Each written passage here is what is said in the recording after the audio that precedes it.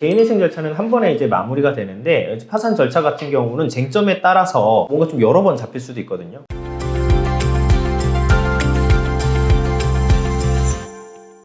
안녕하세요. 개인회생결자비 김은천 변호사입니다. 개인회생이나 개인 파산 진행을 준비 중이신 분들, 내가 이제 법원에 몇 번 가야 되는지, 그 법원 가면 어떤 일이 벌어지는지 이런 거에 대해서 많이 궁금해 하시는데요. 법원이라는 어떤 그 장소 자체가 주는 그 압박감이 있잖아요. 그렇다 보니까 이 부분에 대해서 굉장히 좀 부담감을 많이 느껴 하시는 것 같아요. 그래서 절차별로 몇 회 법원에 가야 되고 어떤 사유로 가야 되는지에 대해서 좀 간단하게 정리를 해볼게요. 먼저 개인회생은 간단합니다. 개인회생은 한 번 가시면 돼요. 언제 가시냐면은 개시결정이 있고 나서 채권자 집회 기일에 한번 출석하시면 됩니다. 채권자 집회 기일은요, 이제 통상적으로 개시결정문에 같이 기재가 돼 있어요. 그래서 개시 결정하고 1에서 2개월 뒤에 열리게 되는데요. 이때 반드시 가셔야 됩니다. 사실상 가시게 되면은 한 10분에서 15분 정도면은 종료가 돼요. 그러니까 채권자들이 모여서 나를 이제 소위 말하면은 청문회하는 그런 자리처럼 느껴지실 텐데 그런 거는 아니고요. 이제 가시면은 이제 판사님께서 개인회생 절차에 대한 어떤 안내나 그런 부분들 간단하게 고지하고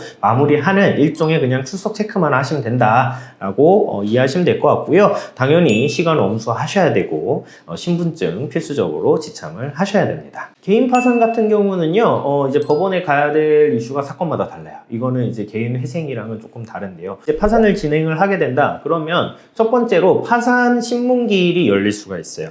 대부분의 케이스에서는 파산 신문기일이 열리지 않고 파산 선고기일이 잡히게 되는데 일부 케이스의 경우 대표적으로 이제 파산 사유가 존재하지 않거나 뭐 이 사람이 자력이 충분하다라고 보는 거예요. 그래서 파산이 아니라 개인회생 진행하는 게 낫지 않겠느냐. 뭐 이런 이제 법원이 생각이 들거나 혹은 면책 불허가 사유 등이 있다라고 판단될 때는 법원에서 신문기일을 열고요. 직접 채무자를 두고 판사가 이제 물어봐요. 궁금한 거를. 이제 이런 절차를 신문기일이라고 하는데 대부분의 케이스는 신문기일 진행하지 않고 서류만 보고 판단을 한다라고 그랬잖아요. 근데 신문기일 진행한다는 것 자체가 이미 뭔가 조금 개인 파산 진행하는 데 있어서 의구심이 있다라는 의미이거든요. 그렇기 때문에 신문기일이 잡히게 되면 좀 준비를 잘 해 가셔야 되고요. 이 절차에서 만약에 판사가 이거는 이제 파산을 진행할 사안이 아니다라는 판단이 되면은 기각이 될 수도 있어요.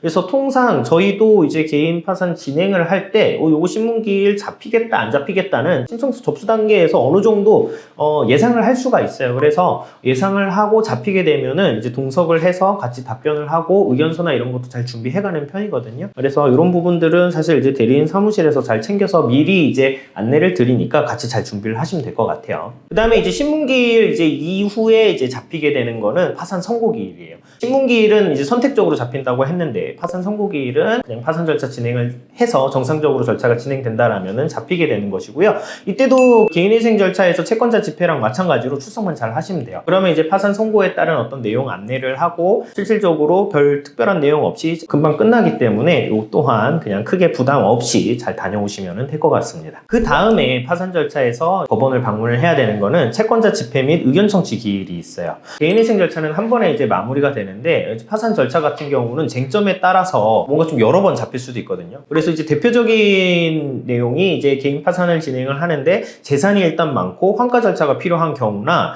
혹은 실질적으로 이 재산의 어떤 은닉의 사정이 좀 발견이 되거나 혹은 뭐 편파 변제가 있다든가 이런 내용이 있을 때는 이때도 뭔가 좀 여러 차례 절차들이 진행될 수 있습니다. 결국에는 이런 어떤 의심이 이제 있다는 거는 채권자가 좀 강하게 이의를 제기하는 경우들이 많거든요. 채권자 집회에서 채권자들이 또 어떻게 이의를 제기하느냐에 따라서도 좀 달라지기는 해요. 그래서 이건 일률적으로 뭐 한 번에 끝난다 이렇게 말씀드릴 수는 없지만 대부분의 경우에는 1회 끝나지만은 요것이 여러 차례 진행되는 것도 뭐 이상한 것은 아니다 이렇게 답변을 드릴 수 있고요. 많은 경우에는 뭐 이제 한 4번에서 5번까지도 열리기도 합니다.